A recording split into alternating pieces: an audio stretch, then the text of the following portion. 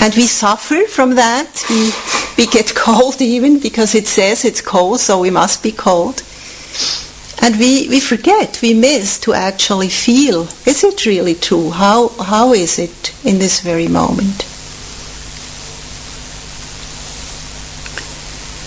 So, in this practice we learn how we create suffering, how we invent stories about the past, about the future, about the present time, how we constantly comment, how we constantly tell ourselves our lives, how it is, how it should be, how it should never be. We tell stories about other people, of course, in the same way. And many of those stories aren't even funny, but we still keep on telling them somehow. The habit is so strong. So, through practice over and over, we see, or we begin to see more often, the difference between our story, our interpretation, and what is actually happening in the simplicity of this very moment. Hafiz, probably some of you know, the very quite famous Sufi poet, expresses such a moment of relief, of freedom from all these interpretations in his own quite poetic and unique way, and it's called A Strange Feather. All the craziness, all the empty plots, all the ghosts and fears, all the grudges and sorrows have now passed. I must have inhaled a strange feather that finally fell out.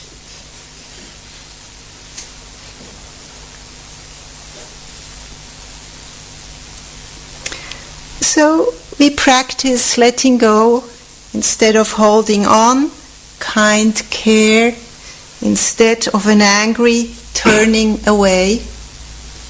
And we see for ourselves that a deeper happiness emerges from that.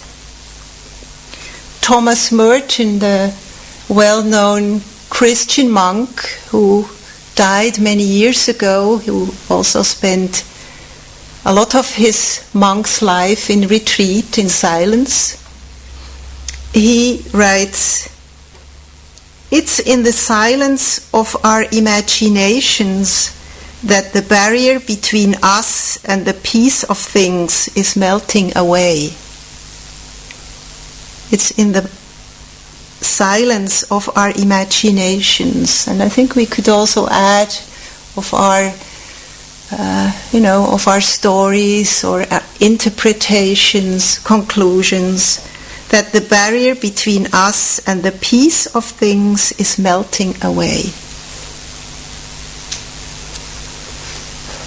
So whenever I remain in the inner attitude that this is my personal problem, then I'm stuck in self-pity or in self-blame. But the more I understand the lawful causes of my inner suffering, the more compassion arises for me and for others. It is wisdom, it is this right, this correct understanding that sees that suffering is not an unchangeable thing, a fixed fact, but that it has the same nature as everything else, every other experience, as dew also, or as mist, as fog. It arises out of certain conditions, and we may ask ourselves, who made suffering, or who made the fog? And then who removed the mist, or who removed suffering? And whenever there is holding and identification and no awareness, there is suffering. Wanting that things, people, nature are different brings problems, tension, entanglement, disappointment. This is just a lawful thing that is happening. Ajahn Chah, who was teacher of one of my most important teachers, of Ajahn Sumedho, Ajahn Chah, Thai forest monk, who also died many years ago, he expressed this wrong view in his very direct way, and I like it very much because it's so outstanding, it's so clear. He said, "It is like asking the chicken why it is not a duck." And there it's very obvious to us, it's kind of so clear. It's not only totally unrealistic to ask a chicken why it is not a duck, but it is very cruel to the chicken also.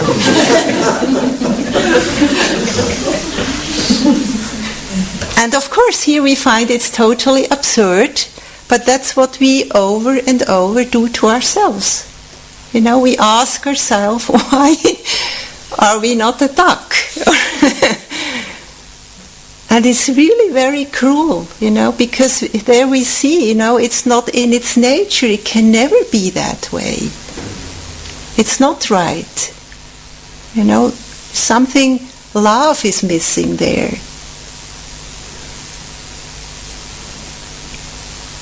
So from this first aspect of wisdom, of this right understanding, arises the other aspect of it, this right intention.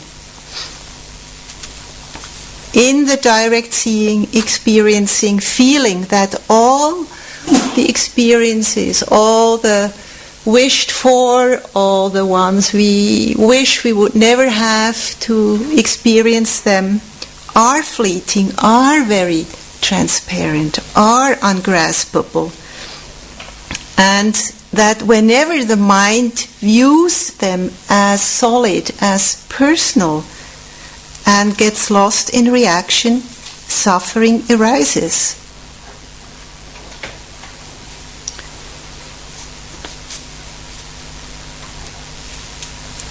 And the second aspect of wisdom begins to dawn. We not only see differently, we also deal with what we see differently. The more we're in contact with how it actually is. Instead of this grasping, there is more, very naturally, a letting go, or sometimes just a letting be, not even a letting go. Just losing our fist is enough. We don't have to throw things away that we hold. And instead of holding, there is generosity. Instead of rejection, there is acceptance, there is kindness, there is care, and compassion, and understanding.